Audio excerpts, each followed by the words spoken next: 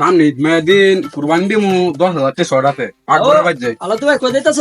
আরে ভাই মাকবরে বাজ যাইতাছি আমি। কে লাগে ভাই? ওরা লাভে টিয়া লইলাম আলে। ও ভাই আমি তো চাইছিলাম কোটা টিয়া তো লইতাম তাই দুজন মিলে যাই। আয় দুজন মিলে গিয়ে দেখি কিছু লইতে নিতে আমি। আসসালামু আলাইকুম বাকবার সব বাইতা শুনো।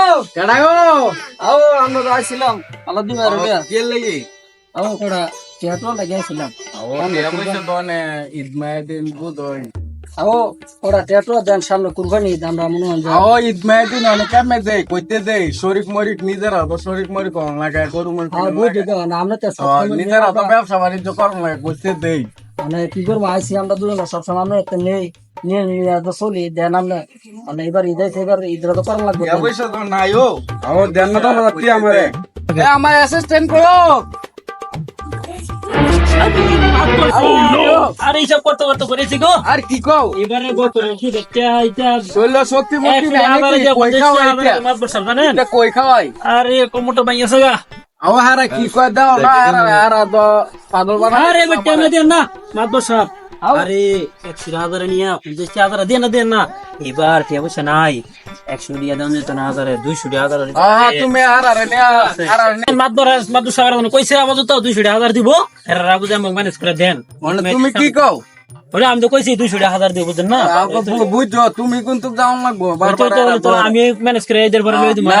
10,000 দিয়েছে তুমি হারা বুঝাই দাও। আচ্ছা আচ্ছা বলে যাম বক দিব না ব্যবস্থা করে মানে এখনো মাত্র সবচেয়ে আমি কই রই দিছি টিয়ারা কষ্ট করে বছর একটা ঈদ তোমরা সামনে ঈদ করবা বুঝো না 200,000 না দিন হয় না। আরে দেন কুরবানি দিমু না বুঝো না হিসাব নিতাম বই ধরে খাইছি না 200,000 জানবে বুঝিয়া আবার এমবে আমার দিবা না মাত্র সব বুঝো না আমি আচ্ছা আচ্ছা ঠিক আছে টাকা দিছ না ভাই। আচ্ছা আচ্ছা ভাইছি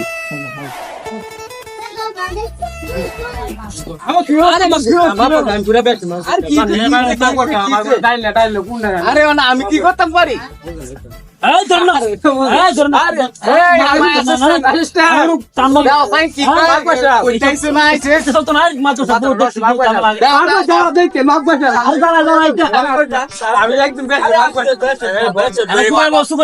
পাগল করতেছে না দেখো কি পাগল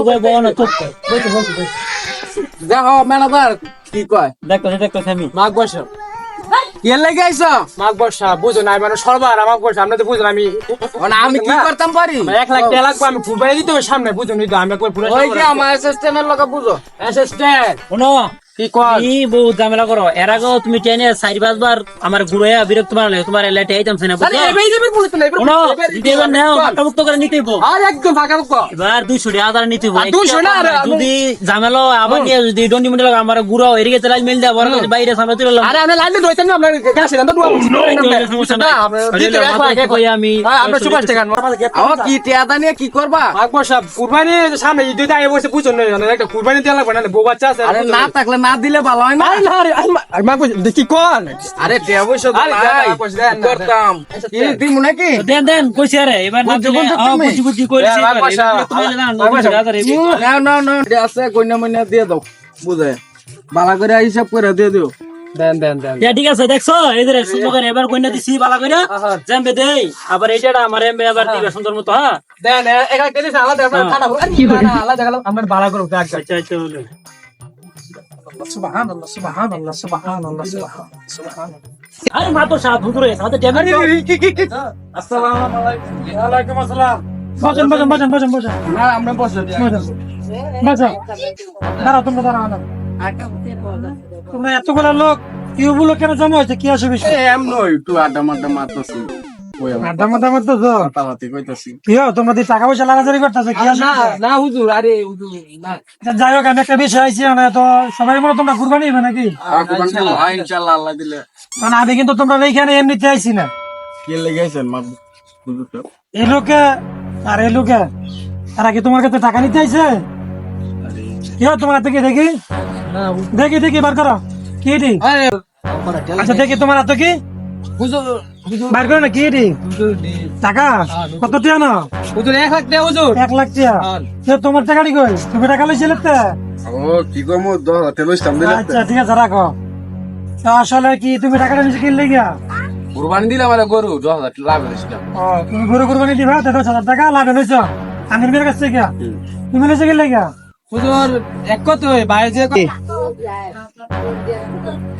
আচ্ছা যাই হোক মানে তোমরা আমি যে কথাটা বলতে চাইছিলাম আমিন মিয়া একটা কথাকে মন দিয়ে শোনো তুমি ইলারা টাকা দিচ্ছ ইলারা টাকা দিচ্ছ মানে তুমি যে লাভের রূপে টাকা দিয়ে করে দিলা তুমি হাদিস কোরআন সম্পর্কে কি জানো?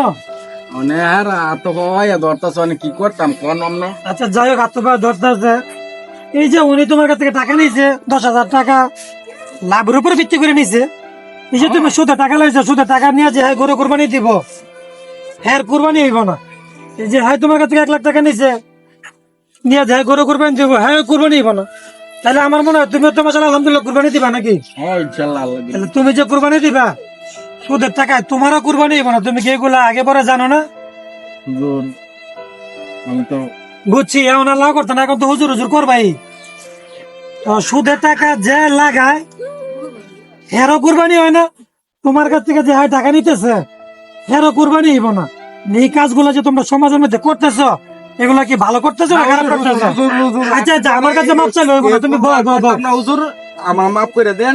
আচ্ছা ঠিক আছে আর হ্যাঁ কর বসো বসো বসো মাফ করার এটা আমার কাছে না মাফ করার মালিক হয়েছে কেন আল্লাহ তুমি আল্লাহর দরবারে তওবা পাঠ করো যে আমি এতদিন যাই করছি টাকা সুদে লাগাইছি মানুষের রক্ত চুষে খাইছি যে আমি আল্লাহর দরবারে আজকের থেকে আমি তওবা করে যে আজকের থেকে আমি কোনোদিন টাকা সুদে লাগাইতাম না ঠিক আছে তুমি আল্লাহর দরবারে তওবা করে আল্লাহ তোমার মাফ করে দিবে। আল্লাহ আল্লাহ আমার মাফ করে দে আমি জীবনে যা করছি আর এই যে এই ভুল জীবনে করতাম না আল্লাহ আমার মাফ করে দাও।